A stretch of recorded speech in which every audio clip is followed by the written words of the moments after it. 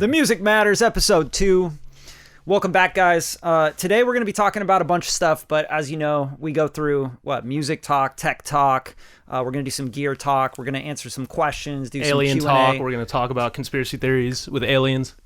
Alien talk, alien invasion talk, all the good stuff that's on everyone's mind right now. But yeah, welcome back, Kev. What's been going on with you since yesterday? Since yesterday, I went to bed.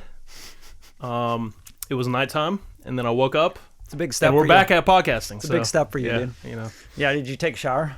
I did actually. I took a nice bath.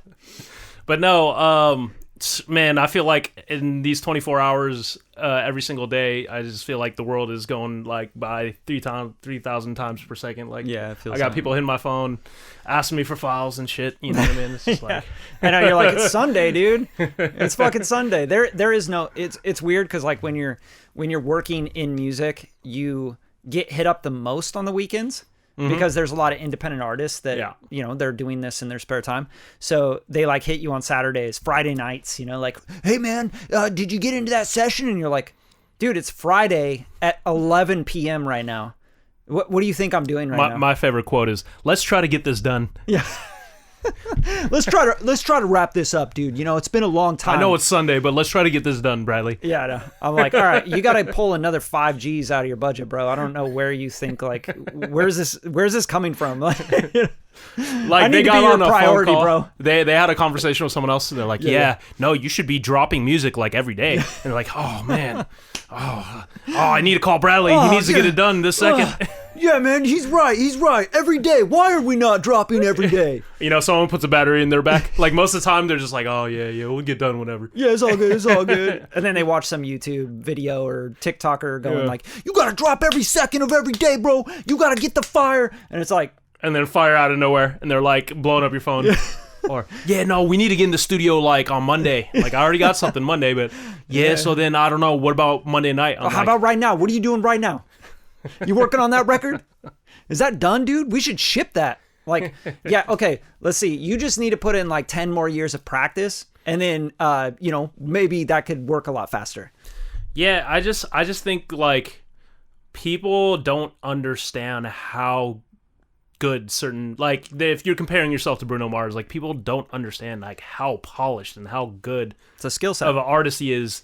And like 100%, dude. And that's what I'm saying. So people think like, oh, I'm close. Like, I'm so close, dude. We just need to pump out more songs. Like, people don't understand like what level those guys are at and where they are, because in their heads they're only like maybe a little bit far away, but they're really miles. You know what I mean? So I think the disconnection happens when, like, think about where you were 10 years ago with your music. Yeah, and how good you thought you were. I thought I was one away. You know what I'm saying? Like, dude, I was, bro. I'm here, man. Like, I'm right there with all the Drake best. got this beat. Yeah. I'm out of here. I'm good for life. You know what I mean? Facts. This is a platinum hit. Facts. But like, that's kind of how I think skill sets work. You tune your ear, you tune your taste, you tune your skills, and the better you get, the more you realize you're not that good. And you have a long way to go. Yeah, that you suck. Unfortunately. Mm-hmm. But let's get into it, man. First conversation, obviously, we want to dive into is some music talk. Yeah. And that's the music business. That's the music industry. And this one actually kind of cross-pollinates with some tech as well, right? And plugins. Yeah, I mean, I feel like, let's be real. I think, like, AI is coming heavy for the music industry. Yeah. And every industry. I know everyone's kind of like freaking out, like, oh my God, they're going to take our jobs. Yeah. You know what I mean? But like, yes, it will take your jobs. I'm not saying it won't, but I think people who are in the, unaware, like all the old taxi drivers back in the day that were just, thinking they were going to retire doing taxi work. And then Uber came in out of nowhere. And that's like Silicon Valley tech industry. Yeah, it just shifted. And then you saw taxi drivers that were doing the yellow cabs that were now driving Uber.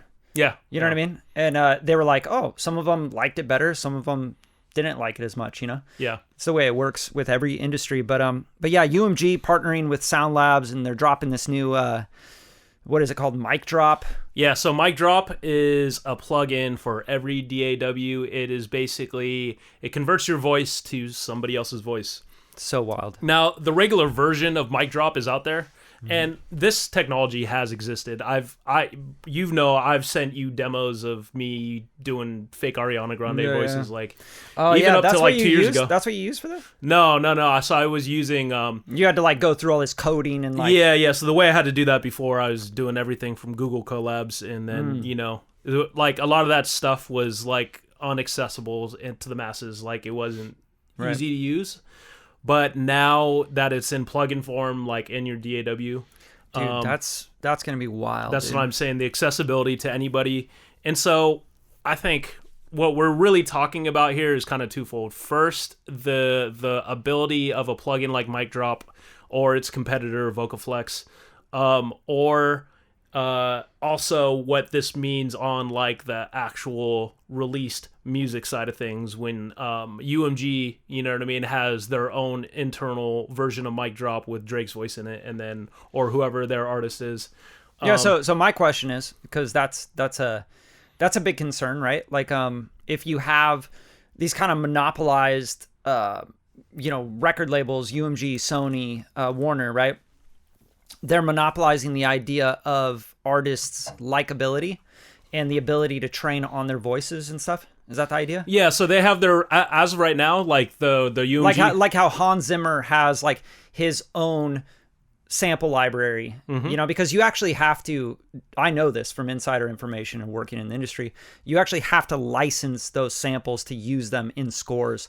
So I've been approached with it with different projects where it's like, oh, you want to use those samples, like the Hans Zimmer samples and stuff from the players that he paid and recorded and all that stuff. You have to pay a licensing fee to actually use those samples. So is that like the same idea with this Mic Drop and UMG having their own catalog of...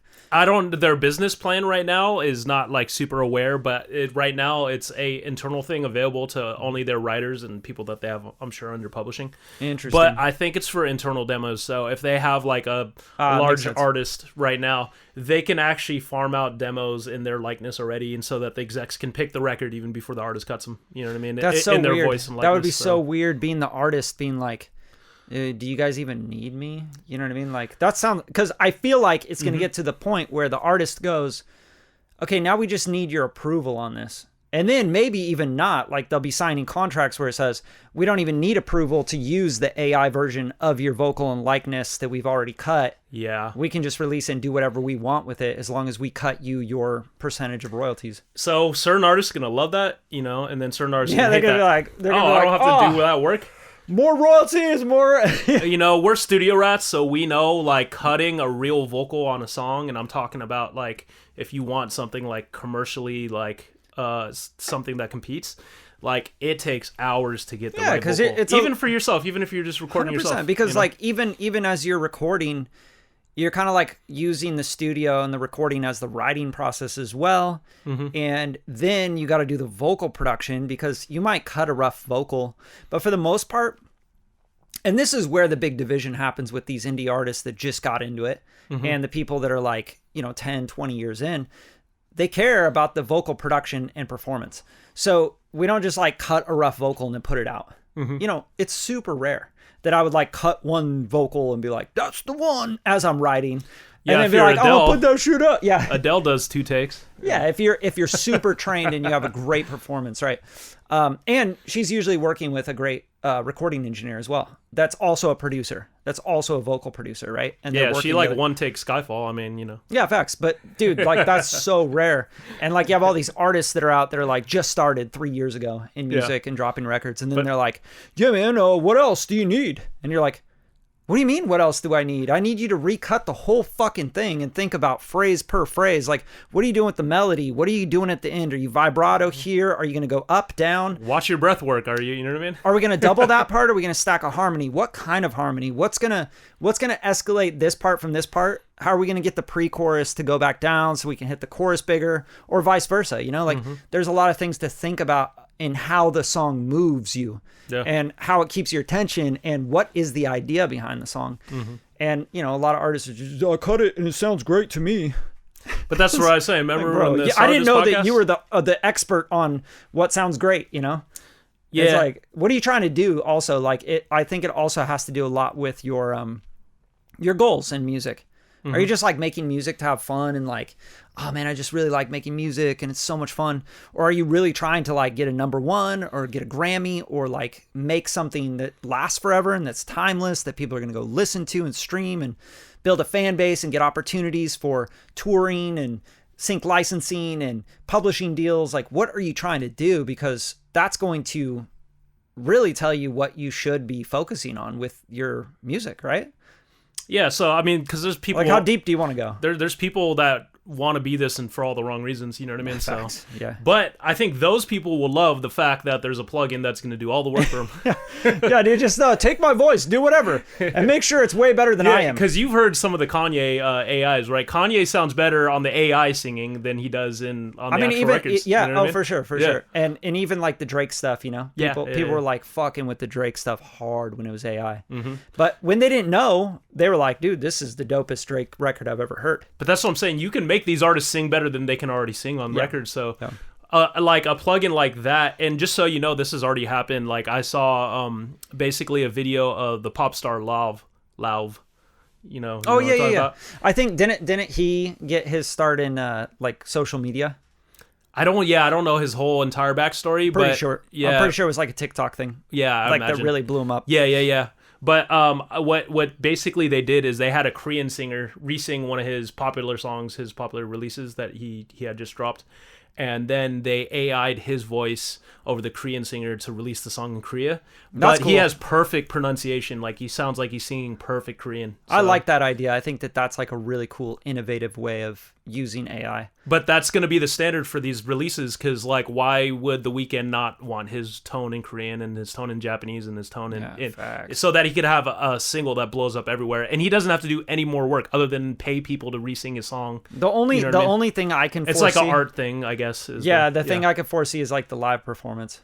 Yes. You know how weird that would be. Like, these fans in Korea are like, yeah, we're in Seoul and we sold out this huge stadium, and they're like, we want to hear it, and he's like, I'm going to do the English version. I don't actually know that shit at all. You know what I mean? No. Or the artist has to learn the Korean version, which is a nightmare too. Oh my God. That was a disaster. And then you got all these artists and like management teams going like, you got to learn the Korean version. We're going to go on tour in Seoul. Like, oh, bro, I'm not going to do that. But just think about it from the label side. So back to the idea of mic drop. It's like, oh, we don't even need the artists to really do their job. We just need their likeness. Okay, so what about the artists having any say in that? Well, like I said, I think because we're in this change right now where all the new contractual language, and this is why, you know, when we're talking about actors, because it's the same thing, their likeness is being AI'd as well. You know what I mean? So that's why people are going on strike. Especially when they're asked to like do a Gain laundry detergent commercial. You know what I mean? Yeah. They're like, bro, no, just have the likeness of my AI do that. You know? I know. Yeah, I don't want to be writing shit for that. Imagine that though. So that's what I'm saying. So they could. It's a double-edged sword. Silk Sonic's doing like a butter commercial. I know, and singing like some cheesy stuff. Velveeta cheese. But see, here's the thing, like that at the same time, like the labels see it as like, oh, we can write so many checks to ourselves doing this. Of course. You know what I mean?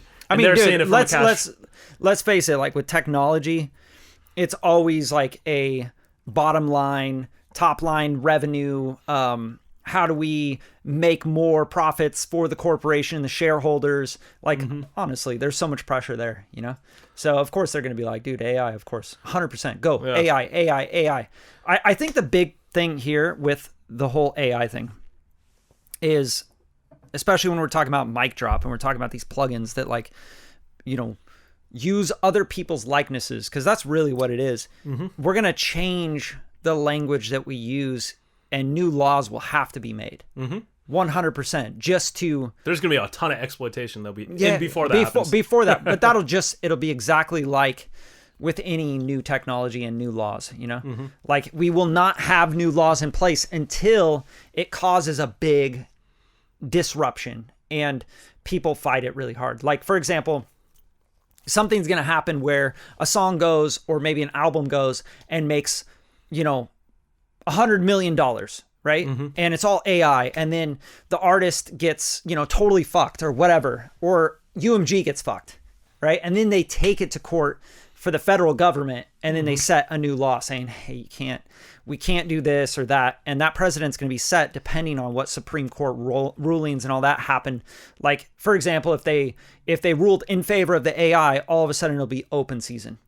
No one will care. No one will care about any of those laws, because there will effectively be a lawless nature to recording and having music as a recorded platform and business model. It won't even be a thing anymore.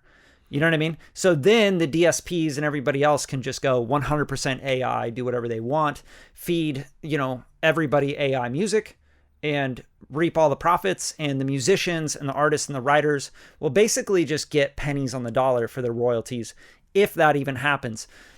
One thing I know about artists and creatives, they're like chill people, They're like, man, it's all good, bro. I'm just trying to make music. I just love making music. Right? So they're very like fly by the seat of your pants kind of people. So they probably won't fight it. And more than likely, the executives, the profit makers, the people that see the opportunity will jump on that harder than the musicians and the artists will. Well, so this kind of, we could go down kind of the well with thinking about all the possibilities on it. But remember, this kind of already happened to an extent last year, where Drake had a song put out by basically an artist named Ghost Rider using his likeness. Yeah, I remember. And it charted on the Billboard. Yeah. So, like, these kind of situations and scenarios already have happened. But even, I think, if we take it back even further, we had Capitol Records signing basically a AI. Yeah, do you remember how bad that went? Remember? Yeah, and then because it started getting racist and like doing a bunch of crazy It wasn't shit. racist. It was just using slang and saying the N-word and doing things that like that was a big deal. Yeah, so that was a big deal. They flipped about that shit. Yeah, because you don't want to be on that side. Your whole brand is completely diminished. You look like an idiot. But I think they will attempt again. So I think of course they will, as it gets more sophisticated. Because the laws will come in, and then there are going to be boundaries on using likeness, and then I think they'll realize, well, we'll just build our own artist out of nothingness, a digital artist basically that has no actual in real world presence. You know what I mean?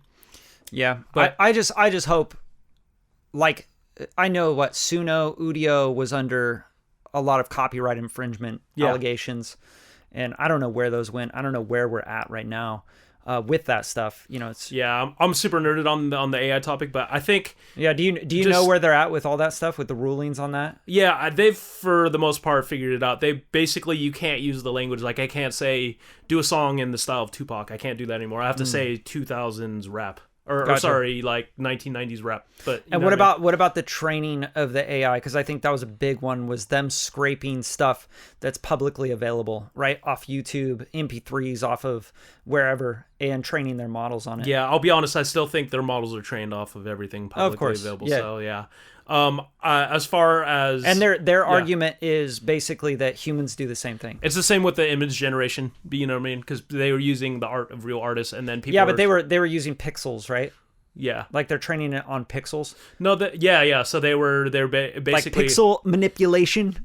Yeah, so it was ons and offs, zeros and ones, pretty much. That's binary code right there. Yeah. But you could make the same thing for audio. Audio is just, you know what I mean, similar thing. It's sound waves. So yeah, but here's my argument. My argument is, when I go into the studio and I make a record, or I'm making a song, I'm going to do something a little bit different every single time, and I'm going to be in a different mood, and I'm going to have different stuff going on. You could sit around and try to calculate that all day, but I think there is an art form that will always be there with human musicians. And not only that, like the live performance aspect of playing an acoustic guitar, piano, whatever, and singing. Absolutely. And singing in front of people, that is going, it's a lost art, right? I think that's resurfacing. People are wanting to watch live music again a lot more. I think it just goes in every form. I think people will go onto social media and want to hear real storytelling and want to connect with people. We're disconnected. Yeah. We're disconnected more and more every day. Yeah. With technology. But I also feel like that makes human connection even stronger. Yeah. And much more. So the people who are doing it are going to win. Insane, dude. Insane. Even like live streaming, like that's like one step closer to being in person with someone and connecting with people people in real life. I think that's why the live thing is like such a big deal. Mm-hmm. But I don't know. I guess in forms just to like, obviously the industry ramifications of all that stuff, it'll unravel and we'll know what's going to happen. But I think to just letting like a plugin that anybody can pay, and buy at Guitar Center and then make whatever song and sing and whatever. Because basically the mic drop plugin, just as it is right now, comes with, I want to say like 50 to 100 voices already in, and then it's expandable to, I think you can buy bonus content. Yeah, which is wild, dude. But so you can use the likeness of a lot of like, really talented singers, not that they're like big time artists, but you know what I mean? The fact that your voice doesn't need to be on a record, and at least you can use a plugin like this to give you like amazing tone and be able to make, a pretty competitive song, at least if you have good songwriting, what I mean? It definitely is a tool in the arsenal that like will change music, because if you think about like all the music being on DSPs, like I think one of the reasons it could be amazingly written, but the performances and the tone of the artist is what turns most people away, because it sounds amateur. True. So, true.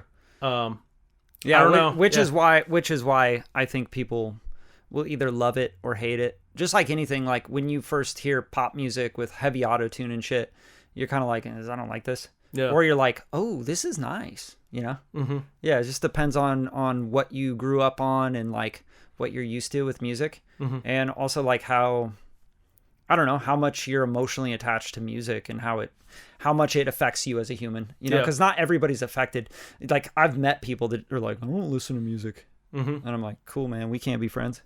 Well, like, because you honestly, like, we wouldn't have anything in common. Yeah. If you don't listen to music, you don't like music or whatever, you probably don't have that part of your personality that, like, I'm going to connect with, you know? Like, you're just not in tune with anything that is emotional or, like, human. Yeah. You're a fucking robot, you know? Well, everyone's going to become a robot, you know what I mean? Facts. But I guess the last thing I would say about cyborgs. This plugin is like, for producers like me and you, like it actually has some really cool use cases. And we'll drop some like some little video here on the podcast here, just so you guys can see a little bit about it. There's no sponsorship, there's no affiliation at all. Like we're not doing that, but this is something that could be really useful for like mock-ups, trumpets. You were showing me the trumpet modeling. Because you have something to do tomorrow that you need horns and trumpets on, but it's like, you can literally just sing it in and then have it replaced by which is a trumpet. So wild. So, but it sounds pretty good. I like working with musicians. Yeah, because musicians will come up with something that like I would have never come up with. Mm-hmm. So I can sit there and go, and like, but they're gonna be like, oh, I was thinking like this, and you're like, oh, that's fire. Now let's just tweak that. The collaboration thing is cool, and collaborating with AI is kind of fun too, right? A lot of the times you're like, come on, you're not getting it. But but sometimes you're like, I didn't think about that. That's kind of tight. I'm just going to move that word in this thing and we're good. But yeah, dude, listen, I got some questions here actually from some user questions. Yeah, some people off Instagram and stuff. And I just want to go through some of these and shout these people out, of course. And if you guys ever have any questions, please hit us up on Instagram or YouTube right here on Pornhub. It's fucked up. But at bradleyhd on Instagram and kdebeats Instagram. At kdebeats on Instagram. So just, hit us with a DM with any questions and we'll try to answer them on this podcast. But here's one. We're going to go through a few here. Here's one from JTLive _ struggling with de-essing. What's a rule of thumb for levels on all de-essers, or is there one? Just until the meter. I usually just go between 3 and 6 on the attention meter, if you will. Interesting. But I only typically like to de-ess the really high end stuff, so I usually like anywhere from maybe 6 to 8K.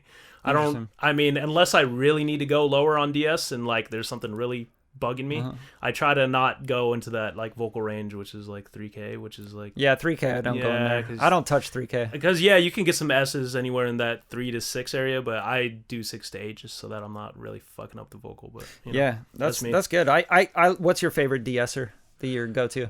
The one that works, you know what I mean? But like I use RDS on like basically any like day of demo, but if I'm doing If I'm doing mixing, sometimes I'll use the 902 de-esser, the SPL 902 de-esser, but I use the Plug-in Alliance version. Yeah.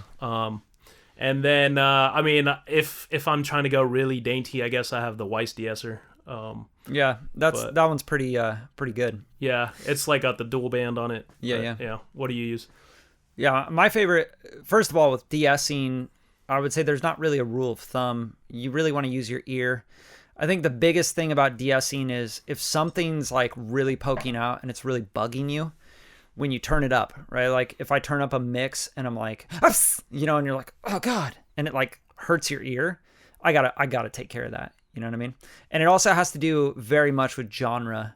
Like if you're doing glossy pop stuff, I'm not de-essing down at 5500 or whatever. But if I'm doing, you know, more vintage stuff, retro stuff, synth pop, synth wave, etc., I'm going down further. Like you don't need all of that like sizzle on the vocal. Yeah. Most of the time I don't like sizzle on a vocal. Yeah. Honestly. Modern mixes are dated. Not super sizzly on the vocals. No, they're really warm, you know. They're warm, they're fat in the mid range. It's like that 800 to 3K area is just like you got to get that right. And then like, you know, 2400 really bugs me. Like those peaky, that really hard 2K area. I hate that area. Yeah. But yeah, with de-essing, I like the FabFilter Pro DS is my favorite, 100%. And I just take the band. Ow. I take the band and I open it up from like 4500 all the way up to about like 12K. And then it does a really good job at automatically grabbing it. And I'll just, you know, I'll let it do its thing down like 6 to 8 dB on the de-essing.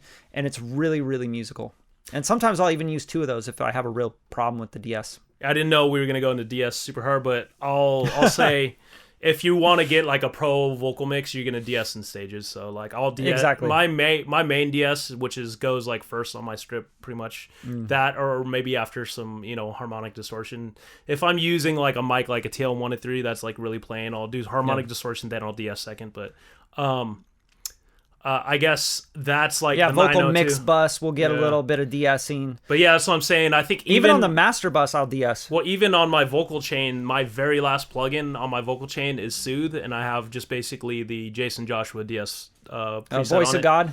Yeah, his DS preset. I think it's Voice of God. Yeah, I don't know, whatever he calls it. But that thing does a fucking amazing job of just like cleaning up the harshness out of the vocal. Smooth. But it specifically hits like the 7K range really hard. I think it's like 7 to 8. Right around that area. But that's what I'm saying. So I'll have multiple DSs. That's why, because I used to, like, especially on my, like, record chain, I'll have a RDS doing, like, anywhere from -12 to -15 DSing. But that's because I'm not using Soothe on my record chain, you know what I mean? Yeah. But, like, in my actual record, or my actual mix chain on a vocal, I'm going to have DS in multiple.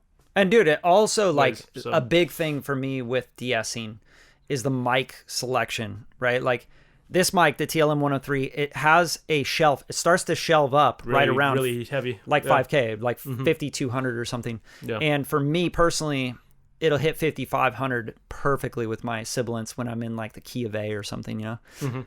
But there's a 251 model, Blackbird Studios on the Slate ML1, and that one is like really nice, but it brings the brilliance up higher, which I really like, so I don't have to DS as much. But if I put the C800 on, then I gotta fucking DS again, you know, because it starts to boost again around that 5K area. Is that ML1 what you're using on most of your records? No, I'm using the TLM103 and the ML1. Okay. I like to like go back and forth, and also like when I'm doing doubles and harmonies and stacks, I like to add different colors of microphones. Gotcha. You know, because it just gives more depth. It gives more, you know, more texture and vibe to the vocals, especially when you're the only one on the vocals. You know what I'm saying? You want to like have that depth and the width and all that stuff. Yeah. But yeah, de-essing. Yeah, we just gave you masterclass. Yeah, there you go. If you like it, sub to the channel, biatch. So next question from at Edwin Produciendo. Okay, I think that's it. How do you get on sync? I think the question is, how do you get into sync licensing music? You first have to pray to the sync gods every morning. You have to make a 30 sacrifice. Minutes. 30 You have to make a sacrifice, one liter of lamb blood, and your firstborn. You have to cut your firstborn's toe off. Yeah. or else just don't even think about trying to get into sync. Yeah, because it just won't work. Yeah. No, sync licensing is all about networking. It has a lot to do with networking, yeah, but it's also about just like knowing what kind of music is being used on the platforms and the things you're trying to sync. Yeah. So for example, if you're like, man, I really want to get into sync licensing, that's like, okay. Yeah, I really want to get into home construction, or if you just said, I just want to get into construction, it's like, what kind of construction, bro? Like, you want a residential, you want to like be building bridges, like what are you wanting to do in construction? Sync is the same thing. It's like, do you want to be sync licensing app like on commercials? Like, you want to be selling shoes and phones and electronics? Do you want to be sync licensing on TV shows and be part of the storytelling? Do you want to be sync licensing songs in film, trailers, right? Like, there's all sorts of things that you can be licensing your music on. YouTube videos for YouTubers, right? Like, there's so many different platforms. There's micro syncs. There's video games. There's so many places that you could. Yeah. Well, radio doesn't really like license, like sync license. Maybe, yeah, like for their ads. Yeah, for ads they'll license it. Yeah. But yeah, so everything's a little bit different. Like, and what are you trying to do? Are you doing instrumentals only? You doing songs? Like, what are you going for? But I would say you just got to research what if you got to broaden. Sync is just a name of a way that things are licensed. Yeah, facts. But you just got to figure out exactly what you're trying to do. If you're trying to do trailers, figure out all the major trailer houses and where they're getting their music, and then how do you get to the suppliers of that music, because they're all getting music somewhere. So yeah, but more importantly, like, start with step one. Figure out what you want to do in licensing and sync licensing, because sync just means putting music to a moving picture, right? And synchronizing it. So if you want to really like do big syncs where you're getting 5 figures plus, it's commercials. It's all in ads, right? So if you want to make ads, you're going to think, okay, what kind of music are they using in ads? Go on YouTube, go on TV, and start watching ads and paying attention to the music. And then try to replicate that style of music, make it your own, and figure out what your pocket is. Like, oh, I do funk pop, like, celebratory. Most of the commercial stuff, if you're going to sell stuff, it needs to be positive, optimistic, uplifting, energetic, fun, vibey. Energy. Yeah, but if you're doing TV stuff, you might do stuff that's more dramatic, for drama series. You might doing reality show, it's like comedy. Hip hop, yeah, but orchestra. Yeah, they do. Yeah, like they do like dramedy is what they call it. Like, right, like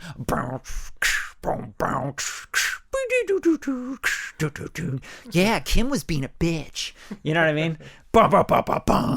Like, it's all so prescriptive, just like pop music. Yeah. You know what I mean? So, yeah, just learn that game. Learn like what kind of music they're looking for what you're wanting to do. I'll do research because, like I said, 100%. Everything is like a DM away, whether it's on LinkedIn or on Instagram, just depending on like what you're reaching out to. Because like if you're trying to go for like more of the suits and you're reaching out, LinkedIn is going to be your way. But if you're trying to like get to individual people like reps and agents and stuff like that, it's gonna probably be on Instagram. So yeah, but my point is you could reach out to those people all day long. If you don't have the music that fits what they're looking for, you're not even gonna get a response. You send them a link of 5 songs about your looped out BeatStars beats with you going like, fuck a bitch, I don't give a shit. Like, they're gonna be like, what the hell? Sync licensing? I'm thinking, what are you talking about? If you're starting from a 0 point, don't just like go hit them up and like, yo, check my shit out. Not at all. I would like even look like, yo, do you guys have an internship, or you know what I mean? Like, get your way in somehow. You know what I mean? I wouldn't think about internship. I would think about like how. Or if you're, it just depends, because everyone's on a different scale. That's what I'm saying. So you got to figure out what your goal is. Where you're at, where are you at, and we're like, because you have to think about the the value arbitrage there. It's like, yeah, amen. If you might like, just be wanting to submit to libraries that take blanket licenses and send them out for Viacom shows and put beats everywhere. If you're already like a poppin' artist that already has like a developed sound and everything, then you just got to figure out where your music already fits, and then obviously. And most of the time, those people will reach out to you if you're in that place. Yeah. So they'll hit you up and they'll be like, hey, we got this song from Spotify. We want to license it for our show. We got a $5,000 budget up front. And you know what I mean? It'll be very like, I hear that from tons of artists I know. That's how they get hit up, So they don't go chasing it. You just put out great music. This one right here got a sync in Netflix, And lots of syncs on that one. Yeah, there's been lots of that's what was it? Basically the Lemonade track with Vince Staples' Ty Dolla $ign. Vince syncs all the time, but like I remember I signed a contract like literally December of 2023, and then I forgot about it. And then Brad randomly came to my studio one day. He's like, "Yeah, congrats on the sync." I was like, "What are you talking about?" Anime. Yeah, and then he was like, "Oh yeah, I saw on Pulse's page that the Vince track is on this Netflix thing." I was like, "Oh, word!" They didn't tell me. I didn't get paid. You know what I mean? So now we're trying to figure out the Yeah. So where's my check? That's kind of how it works too. Yeah. It really does. There's different sites you can go onto, like music tracking kind of sites where you can find libraries. Where you can find out if your music was used. You basically like upload all your music. But if you're not pitching your music out and stuff, like I would not worry about that at all. Yeah. Like you guys are pitching your music out. If you're on like a Vince Staples sort of thing with Ty Dolla $ign, like of course they're gonna be pitching that out. You know? But that's like the label. The label wants every monetization possible, and it's usually the publishing side that does that. Mm-hmm. They're like, oh, we're going to run the publishing. We're just going to go try to put this everywhere. But you know what's funny? So, I guess to be more helpful, and I know we could talk about this infinitely because especially you, Brad, you've made your complete living off sync. Yeah, it's really hard to just like answer that question. I think the last thing How do you get into sync? Oh, I don't know. Take 15 years. Develop your musical style like straight up, and understand what people want. Oh, work with one of the top composers in the world for 5 years. Work on a shit ton of TV shows, movies, video games, trailers, commercials. Do $4 million plus in licensing, and then be like, yeah, dude, how do you get into sync? Dude, you got to call this guy. And then you send him an email. Well, that's why we said initially you gotta, sacrifice yourself to the sync gods. You gotta sync, yeah. You gotta cut off your left toe, your left pinky toe. But I guess the last thing I was gonna say is it usually just comes down to networking, and in my opinion. So yeah, that's my best thing. Absolutely, network your fucking ass off is how you do it. And now let's move on because I'm done talking about that. But if you guys do want more information on sync licensing and you want to like really get into it, I do have an artist development program, and I know you work with artists as well. Mm-hmm. So you guys can reach out anytime. Ask us about that and see if you qualify or you can apply or whatever. But let's talk about the Tesla. Let's talk some tech talk. Let's talk about this Tesla robot. Yeah, this is the AI day. This is because Brad was talking about AI yesterday. You know what I mean? And I could tell he wanted to get in the topic, but I knew this episode was coming. It's hard not to want to get into something that's like so on everybody's mind. Yeah, it's on everyone's mind. Mm-hmm. Like, am I going to lose my job next year? Yeah. You know what I mean? Like, you're like, what's going to happen? The truth is, by the end of this century, 80% of us, or 80% of the job market would be fulfilled with AI. And it'll be changing. And so what I'm talking about when I say that is the Tesla Optimus robot, which is exactly what you think it is. It's the humanoid robot AI that can walk your dog and fold your clothes. And we've seen the tech demos, of this thing folding clothes. Not just take your music career and your art from you. But literally think about how many jobs exist in the job market that are literally come down to folding clothes. You know what I mean? Facts. Or what it was doing in the video, which is serving beer to people at the demo. Like, how many jobs are just serving beer to people and talking to them? Because people are having conversations with the robot. Like, So my question there is like what's gonna stop these robots from being like in a bar, and they're like serving people. Yeah. And then like someone comes in and they're like wasted and they're like, fuck a robot, and they start destroying the robot. Oh, I mean, that happens already. It's gonna like so here's my question, right? Mm-hmm. You have this thing, like this big conflict between like technology overstepping the bounds of what it is to be a human, right? Mm-hmm. And the majority of people, I think, up front are going to be very unaccepting of that. Yeah. So for example, like you might have the very like elite, maybe 2% of people going like, hell yeah, dude, Tesla robots, Mm-hmm. like get 3 of them, honey. Like they're only $30,000. Right. Like, fuck it. You know what I'm saying? Like have them clean the pool and do all this shit, right? And then like sweep the front yard. Yeah, and that's fine. Like whatever, they free up a little time or whatever, or maybe they don't. They just save like some money over time. They think of it as an investment. We don't have to have a pool guy now, right? But then they realize like, oh shit, we have to maintain this robot. We have to get updates. We have to do all this stuff. We have to pay for insurance on the robot, like straight up. And then they're like, well, we're pretty much breaking even. And now I kind of miss my pool guy and I miss my maid and like the human connection. Like, this is sad. Like, I'm kind of lonely now. And then they're going to like, oh, well, we got a companion robot. Or we updated the Tesla robot. Did I send you the companion robot? You get what I'm saying, though? Like, there's a TikTok. Oh, yeah, you sent me that, yeah. Yeah. So but like, it's already here. Yeah, but like, like that's like... I'm sorry, but like people already don't accept like, we're going to wear these headsets on us and we're going to fucking walk around with these headsets going, oh, like people are like, that's the dumbest shit ever. And that just like... Kerplunk, dude. Like, so I think there's a big disconnect with the CEOs and the creators and the people that are, jerking off to the tech gods, because like they want that to happen, like Zuckerberg's so excited about it. And Elon's going, this is so cool that I can make this thing. And it's like, yeah, but like people are people, like we're humans, right? So the bar gets crazy, gets drunk, the robot gets destroyed. Okay, now nobody's serving alcohol to people that are wasted. Like, then what happens? Oh, cops get called. Then you have all these other resources come into play.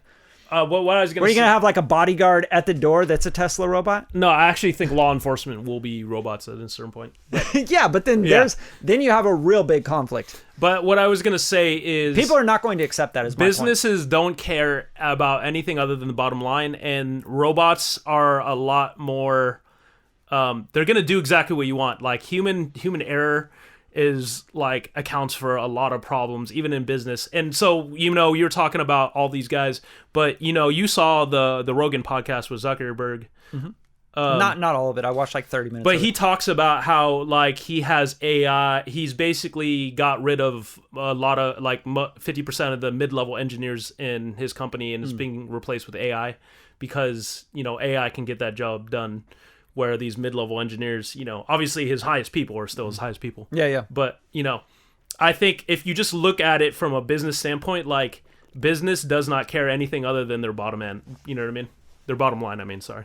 But like that's the way they're looking at it. They don't care about seeing Joe at the water machine. You know what I mean? They're like, we want our money. We have, our board of directors and, we have to balance the budget. That's all they care about, and if we can increase the top line revenue, then that's all they care about. So I think that's the sad part of that works in a behind the scenes thing.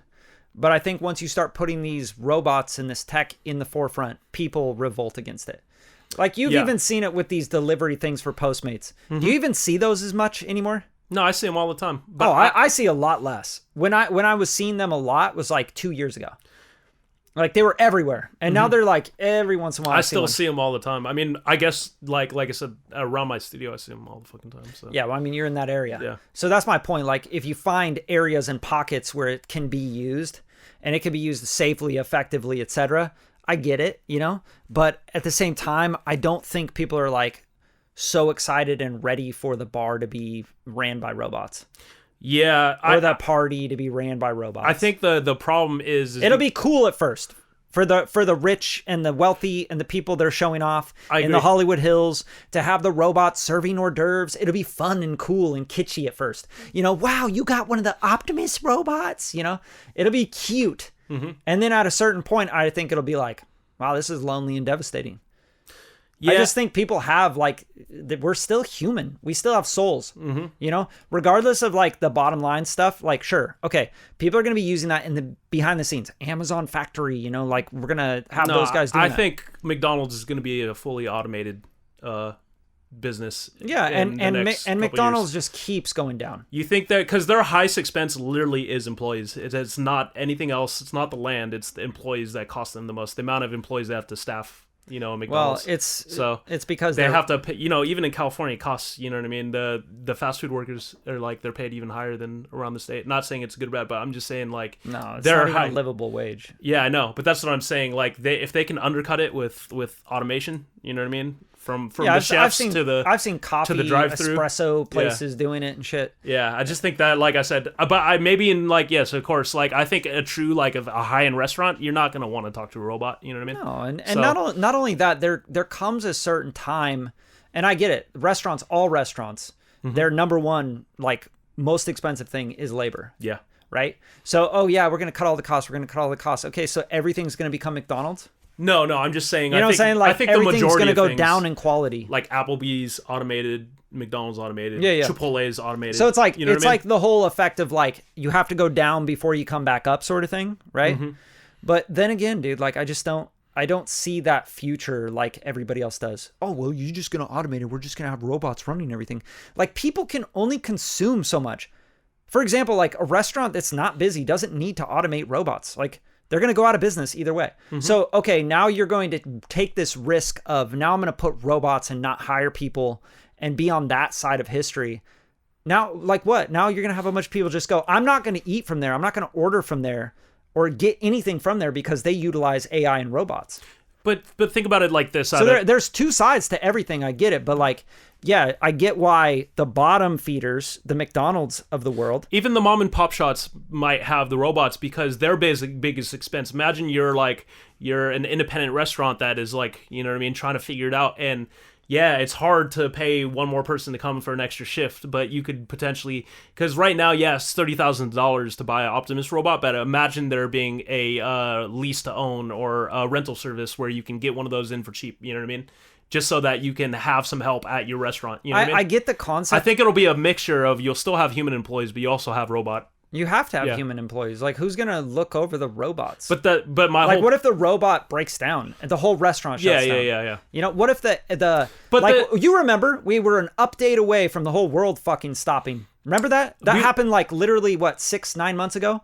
Oh, an update came through that wasn't supposed to come through and it had like some virus in it and like everything's shutting down. Yeah. The airports were shut down, everything. So you start automating everything and you're relying on humans no matter what because they're updating those things. Yeah. So I mean, automation has already existed in car manufacturing, of course, and all sorts of manufacturing. There's robotics used. Robotics are used on so many manufacturing levels right now. All I'm saying is that's going to happen in food industry now, or in whether it's gardening or whatever else, you know what I mean, that you can apply it to. I don't see the idea. I could see it in dentistry. I could see it in hospitals. It happens, you know what I mean? All that, but it's not something they rely on though. That's my point. Well, it's becoming reliable. That's my point. Is with AI, and it's reliable until it's not.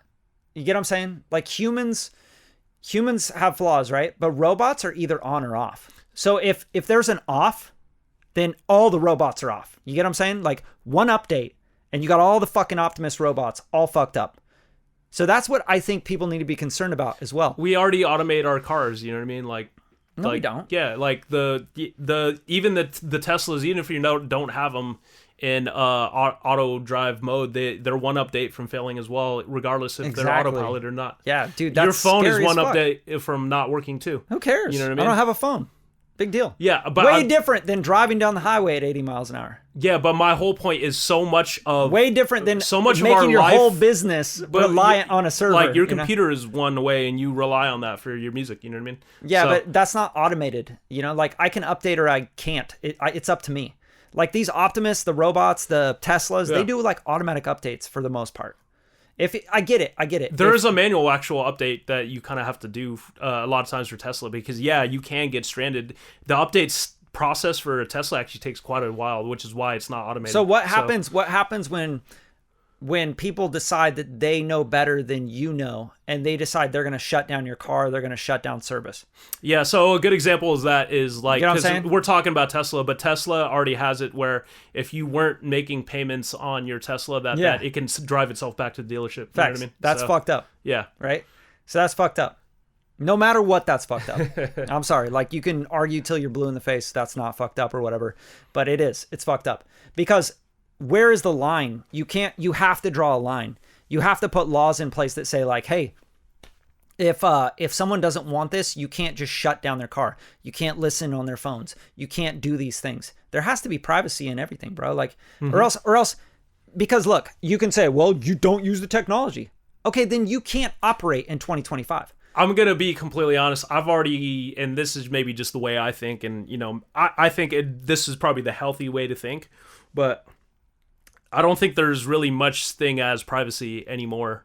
we there's only this veil of not privacy. if you're not there's if you're only using a veil. technology. Yeah, that's what I'm saying, because remember we were talking about this yesterday. Scary but our shit, bro. phones are collecting LiDAR data of the room. They know how far you are from your router because your phone's connected to your router. Oh, of course. They know everything on your network. They know everybody that you're talking to who has cell phones near you. There's cell phone towers all around. Your GPS is being tracked. They know exactly which way your head is turned by the LiDAR data. They can see that we're looking at each other and I'm not looking that way. My phone knows that. You know what I mean? Yeah. So, wait till they put AI into all that. No, they have. That's what I'm saying. AI is already in our phones. You know what I mean? So yeah, true. Yeah. I mean, depending on what iPhone you have and what phone you have. Yeah. I mean, but they do have neural engines in them now. That's what I'm saying. So it's so fucking crazy. There is AI in our phones. There's just a promise. There's a promise of privacy. Yeah. But Apple really respects your privacy. I think you just have to operate. Facebook respects your privacy. And I'm not trying to be preachy, but I think if you want to just look at realistically what we're looking at, the idea of privacy is a veil that we think that we have. You know what I mean? Yeah, facts. They know where your hands are facing. They know I'm lifting my hand in the air right now. Yeah. You know what I mean? So see, that's scary to me. Like, and I think we're just like one like president away or one like bill being passed away from like taking away those rights to actually make decisions, and to say what we want to say and do what we want to do and be who we want to be.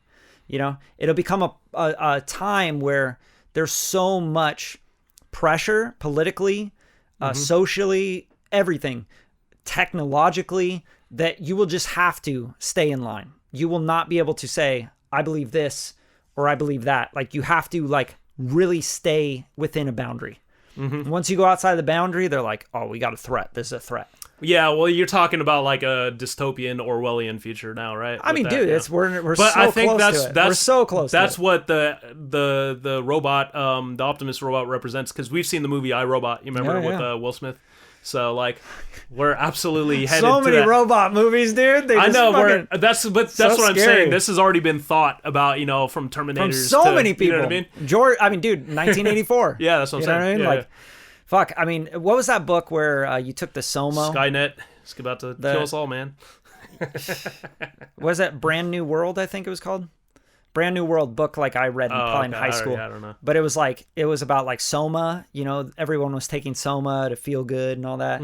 Like, yeah, read that book. That shit's fucking crazy. It's definitely very like, whoa, who would have thought that we would be here right now? Yeah. Like, I'm 41 and we're here. We're at this point where cars are driving themselves. And we're trusting robots to like, get in this car and it'll drive you. Like, what the fuck, dude? I think the real craziness happens after we die. We actually made it in a good age to where, like, yeah, we're gonna see the decline, but it's the real decline happens once we pass. Oh yeah, 100 years from now. The whole world is totally different. Yeah, because you're looking at like, if humans are around. Because basically we're looking at like, I could go down the well of what all the possibilities are, but we're looking at like computers that can think faster than humans.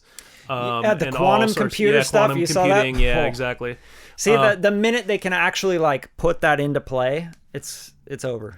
Like quantum computing beats SSL encryption, so they can a quantum computer can get into your PayPal, can get into your it can Cash be App, all be all encryptions. Yeah. SSL 3, which is our third in level. In seconds, bro. Yeah, like I think milliseconds. And so there's like, if you think of it from a governmental standpoint, but my whole point is that like the way computing is going and the way AI is going, it's definitely headed towards that path. So, you know what I mean? But Optimus robot, that's like step one. Because I think right now it's kind of shitty, but you can see the potential. The first iPhone, people think it's cool and it's cute. The first iPhone was you know what I mean? Yeah, it wasn't bad. You're like, damn. Dude, that was like the downfall of everything, I think. Like the minute we had touch screen porno, like full screen, like kids can get on the internet and check out porn for free, like that was the downfall of like society, bro. There were smartphones before the like iPhone. People are so stupid now. Like, you ever talk to kids right now?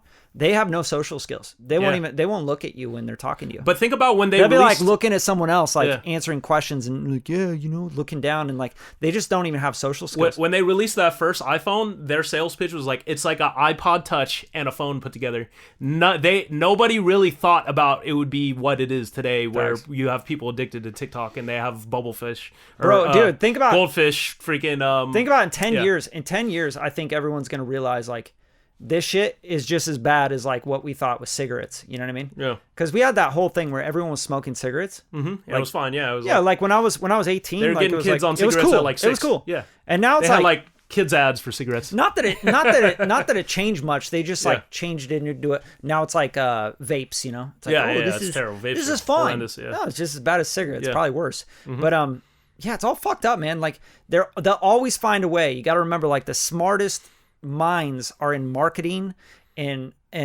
figuring out how to get people addicted to stuff and sell products. Mm-hmm. And yeah, it's just scary. Like that's super scary. Think about like, but that Optimus one of the smartest people in the world is Elon Musk. His IQ is off the charts, and he's the guy pushing robots now. Mm-hmm. Like, dude, cool. You like Elon Musk? You don't? I don't care. But like, one of the smartest humans in the world is in charge of spaceships to take rockets to take things to different places, satellite internet, automated cars from anywhere in the world, and systems that you could get like in the middle of the desert, in the middle of nowhere, in the Antarctic, you can get perfect broadband internet. New robots, cars that self-drive. Like, yeah, we're living in a fucking weird time. Like, how do we not? How does everyone just go, go for it. You're smart. What is it? Department of Governmental... and he's on, Doge? Like, now he's part of the political system. Like, he's part of the government. Yeah. Like, we're in a really interesting time, bro. Like, no one should have that much power, in my opinion. And he's worth... He's $400 billion. Over $400 billion. That's insane. Yeah, that's so crazy. But I think that's an evaluation of his companies, and of course, it's all in that's your net stock worth. And stuff. You know what I mean? Yeah, that's your net worth. Yeah, it doesn't matter. And dude, like I don't know, that's just scary shit. But let's move on before I like lose my mind and start worrying and having nightmares and can't sleep. You know, because like I'll just be thinking about this instead of like getting Dogecoin, Elon Musk, poo poo coin. Tesla, penis coin. I gotta invest in penis coin. It's going off the charts right now. I just sold my Dogecoin because it went back up because of the department of Trump named the department Doge. Shut the fuck up. So the coin went back up, and I had like when Doge was a huge thing like in 2020, dude. I bought some and then I never sold it on time, but now I just sold it. So yeah, you're like finally. Yeah, I never got into any of that shit. Thank God. There's the crypto and stuff. There's like people obsessed with it. They live around it. I'm like, dude, I can't do that. My time is like, and my energy and my focus, like, I can't be focusing on the markets of Bitcoin. Like, I'm sorry. Yeah. You know, I'm not about to start a YouTube channel on Bitcoin. But let's get into our last topic, which is gear talk. And this is really about NAMM 2025. NAMM. Back in NAMM. Back in NAMM. Blew off my arm. 2025 edition. I had to kill a man with my teeth. The Vietnam Convention 2025. Killed a man, bit his ear off. I ate a little kid. Brad's still getting over the last couple NAMMs that he had to go to. NAMM is an interesting one, right? Like, because like for me, I always hate it. Like, I always hate going to this big convention place and like you're walking forever and you're like, this is exhausting. Driving down to Anaheim, going and parking, a mile away from the place you're supposed to be, and then getting in a shuttle with a bunch of, dudes with ponytails and like, I used to do rock guitar gear swapping for Leonard Skinner, and you're like, fucking cool, man. But there's like a really positive side to NAMM that I really love, and I think that's just like connecting with everybody in real life. Well, just connecting with people in real life that I've been connected with in the digital realm. Like you're like DMing people and you're like watching their content and you're like seeing them and they're seeing you, and then you finally like meet them in real life and you're like, oh, this is way better. Humans are meant to be in real life. Like, I really truly feel that. And there's actually a lot of studies on microbiome and like our actual bacteria in our gut, and the fact that like our bacteria and our brains and everything operate off that. But when we connect with other people and we share microbiome and stuff, we get better bacteria. And from our stomach is where... What do you mean by share microbiome? There's like bacteria. Like, you're pretty much made of bacteria. Like, no, I'm just saying. No, you can do that by shaking hands, by literally hugging someone, by like anything. You know what I'm saying? Eating, they're after them. Like, people are making your food. You know what I'm saying? So like when you're connecting with human beings, you're sharing microbiome. And that's where like 70% of the serotonin is made in your body. It's in your gut. So how happy are you, right? Like that's serotonin. Dopamine, right? All this stuff that is connected to your microbiome. So like connecting with people and being around people and other musicians and artists and engineers is such a positive connection and interesting thing that I think everybody needs. And a lot of people don't do it because it's like, oh, such a hassle, bro. And then you got to pay for a pass. But like, sounds like me. Yeah. Yeah. But you know, like don't what I would say is like, don't be lazy, because you can go out there and you can connect with people that are like amazing, bro. Like, and you build relationships with people that I think, not only is like, I don't think about it really like in a business perspective. I think of it more as like connecting, you know, and like this connection thing that happens where you have a bunch of minds thinking about the same thing. Like, oh, what's the new plugin? How are we going to do this? What are we going to do with AI? You know, how are we going to, you know, and like, what's music going to be like in a year or two? What's the industry going to do? What are we shifting to? What kind of content is everyone making? Is it good? Is it bad? What are the new plugins? What are the new hardware? You know, also live shows there. The events are so fun, man. Like having a beer and a drink with someone that you've been like following online, they've been following you, you've been talking, DMing, etc., even voice memos, and then you get to meet them in real life and you go party with them, and then you go to a studio like that's, you know, 5 miles away from the convention center, and you're like at the dopest party you've ever been to, because it's just a bunch of people that think like you, and they're all having fun and they're letting loose because they all love music. And the backyard is a stage, and the inside is for the community aspects. It's fucking awesome, man. Like I think that part is the best, and then connecting with the vendors and the people that I get to work with, that I just always just.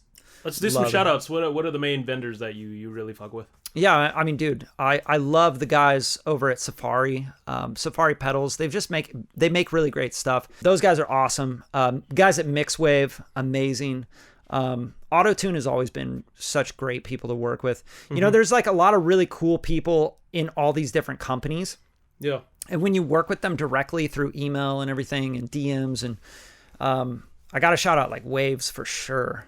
My guy Dan over there, Dan C, you know, he's the man. He's like, I think he's from the UK, but super awesome dude. He was making content and music and stuff before he started like doing the, you know, heading their brand and everything, and doing the marketing and the, you know, social media stuff. And he's just a good dude. Like all these people trust, you know, you to make your thing and do your thing. And they just make good stuff. Yeah. I think like in music, I think people forget, because we're talking about brands like Autotune or Waves and stuff. Really, these are smaller companies. These aren't like huge corporations. No, like and everyone thinks that. You know they think that. Like Safari Pedals is so tiny, bro. That's what I'm saying. These are a collection of people. Like you call a company. These might be anywhere from 3 to 10 people. Yeah, you know these are people that are literally like, dude, I've been on Zoom calls with them, and they're in a war zone. They're literally in a war zone in their apartments, and they're the kindest, sweetest people. And you're on the Zoom with them, and the accountant for Waves, you know what I mean? Yeah. Just some mom with their kids running around the house in the apartment. You know what I'm saying? It's like, whoa. It brings things into perspective. You know what I'm saying? But like that is amazing. And these are all people that love music. Yeah, these are all like mom and pop operations for dude. For the most part. Yeah, dude. The Safari guys, like NAMM over there, like he's awesome, and he's got his little studio. Like he makes a lot of plugins modeled after the gear that he has in his studio. You know, it's like, I had this tape machine and I wanted to make this plugin like based on this tape machine. Fucking cool, right? So those guys are amazing. Like I just always love working with them, and I love their plugins. Their plugins just sound good, you know. One of my favorites is their tape plugin. Their tape, you know, it's just awesome. But anyway, those guys, Waves, you know, Slate Digital, those guys are always making great shit and always fun to work with. UAD, you know, Universal Audio, it's just always good people. You wouldn't realize how small that company is either. Oh, they're just up north or Northern California. Yeah. I know where they're from. Scotts Valley. Yeah. And they're fucking rad, dude. Like you talk to them, it's like old school. You know what I'm saying? Like you send your invoice, and I'm like, send my invoice. Like, you know what I mean? Like, yeah, I didn't get your invoice. And I'm like, oh, I sent it through QuickBooks. You know what I mean? Like in the email, like, oh, can you send me a PDF and like fill out this form and stuff for, you know, it's just like super mom and pop kind of thing. And that's why like I have a lot of love for the community and music and audio, because a lot of these people do it because they love it. The profits are like out of the oh, we're making crazy profits, you know?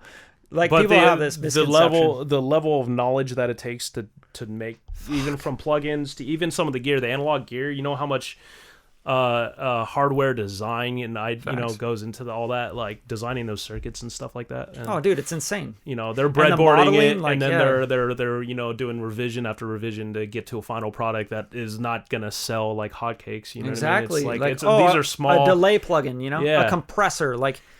Man, we hope we can make our money back on this. You know, like straight up. They're not like, oh yeah, this is the get rich way. They're not selling some freaking.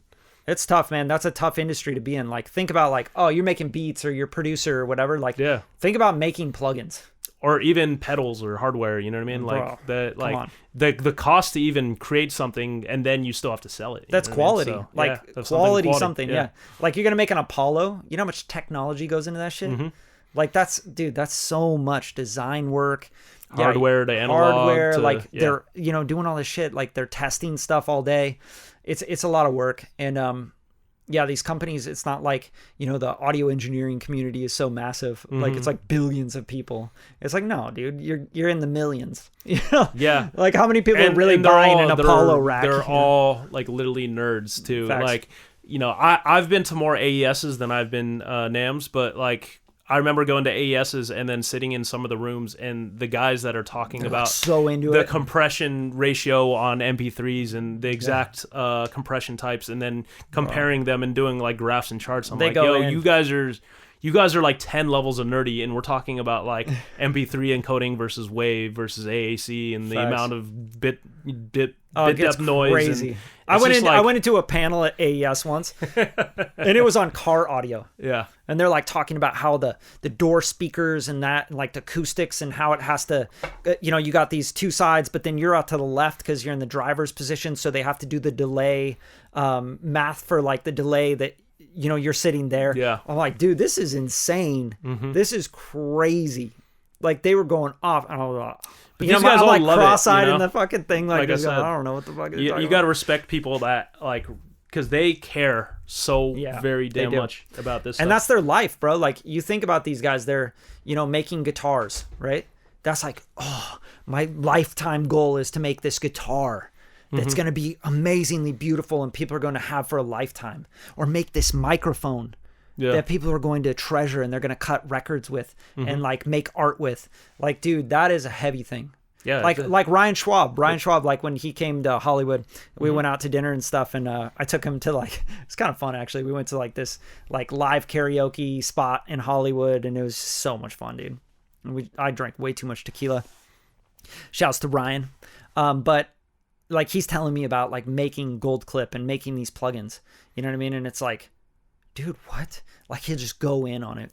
Well, it's not necessarily a limiter. It's a high-end limiter that transforms, then transfers the blah, blah, blah to the... I'm like, dude, you lost me, man. It doesn't sound good. You know what I'm saying? It gets really, really intense. And then he'll tell you about, like, the licensing and, like, how he has to work with the developers and, you know, and, like, how all that works. It's like, oh, my God, dude. How do you do that? I mean, these people, they not only love the record process because they wouldn't do it, and you know, they just love music to start. But then to think about, like, you know, these guys are, you know, trying to do tape emulator plugins because they just love the sound of what the, you know, the 70s were doing. Yeah. And like, they want to recreate that. They're trying to recreate things, Facts. But they're trying to create tools for people like us so that we can create the music that, you know, so that we can like get a taste of what it was like to be in the studio using a Fender blender distortion pedal with a Tascam tape machine and pushing the drive on it. Like, yeah, there's something very like appealing. I don't know. It's almost like they're craftsmen. That's what I would like to. Yeah. Oh, for sure. I think most people in audio that are doing it, they put their heart and their soul in it because they love it, and you know, I think it's definitely like a personal pursuit. It's not like a selfish pursuit where I'm like let me go try to become a billionaire just so I can become super rich and buy I'm just gonna go sell 1 billion plugins. Like, that's not why you get into plugins. That's not why these guys are doing it. It's the same thing with music, right? Like, you don't get into music because you want to be a billionaire. Like, You're like, man, I fucking go love into doing finance, this. be a crypto bro. You know what I mean? There's a million ways to the top. You know what I mean? God, dude, go short some stocks. Yeah, do something. But yeah, definitely. If you guys are out in NAMM, like hit me up, DM me, DM Kev. Like, you gonna be there? What dates? You should go. It's like end of January. So I think the 21st. You got me on some tickets? No, dude, they had to give away badges by the 8th. So it's the 12th now. Oh, shit. Yeah, maybe. You should definitely. You should come down. We'll do like a meetup. I'm gonna figure it out. Yeah, come to some of the parties with me. You know. Yeah. Like it'll be fun. But it's always a good time, dude. Mm-hmm. Like once you get down there, because like the hard part is like, oh, I gotta get up and do this, you know. But then once you get down there and you're like, you get the energy and the night time starts hitting, you know, and everyone's out there and you start bumping into everybody. You bump into artists you've worked with before, producers, engineers, and you're like, oh shit, oh, what are you doing here? You know what I'm saying? And then there's music and it's just fun, man. It's going to be a good year down there, I think, too, as long as these fires are not fucking with us. But that's what we got for you on this episode of The Music Matters podcast. Hope you guys really enjoyed it. If you did, subscribe to the channel, drop some love in the comments, and also hit us with questions, right? On YouTube, on Instagram, whatever. You can find Kevin at kdebeats on Instagram. I'm at bradleyhd everywhere. And this Onlyfans.com. Onlyfans.com. And I will show nipple for just $5. All right, see you guys next time.